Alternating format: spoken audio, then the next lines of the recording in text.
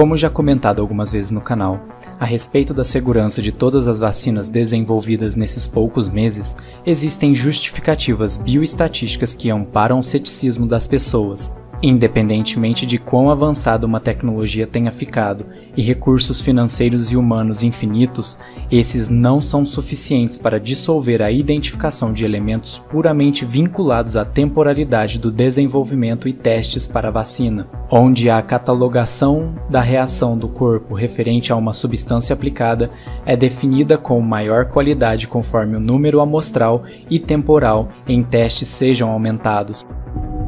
Tome, por exemplo, uma curva em um gráfico que é usada para descrever o comportamento de certo elemento dosado ao longo de um período de tempo.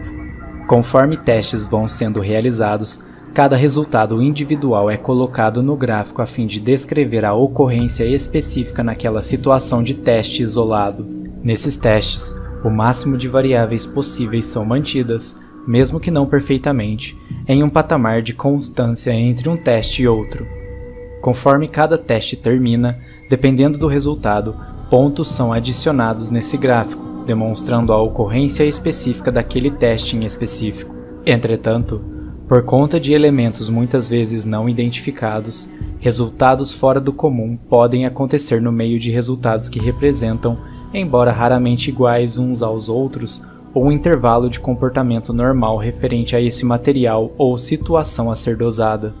O grande problema bioestatístico de elementos identificados em um intervalo temporal inadequado ou muito pequeno é a possível inconveniente ocorrência de uma cadeia de testes terem, por conta de alguma fatalidade não identificada, se comportado como um ponto fora da normalidade ou um outlier, nos passando uma informação equivocada caso analisarmos esse intervalo de maneira isolada, que o mesmo representa a normalidade.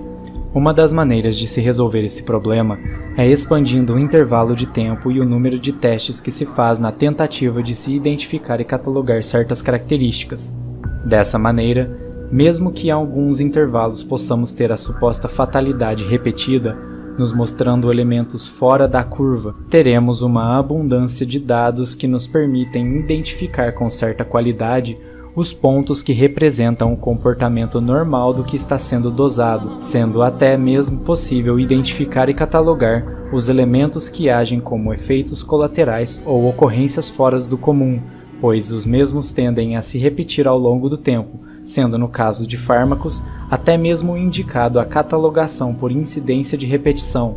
dando origem assim aos efeitos colaterais raros, muito raros, incomuns, comuns, muito comuns e aqueles que, mesmo possuindo alguns pontos fora da curva de normalidade comportamental, não possuem significância para serem associados ao elemento dosado.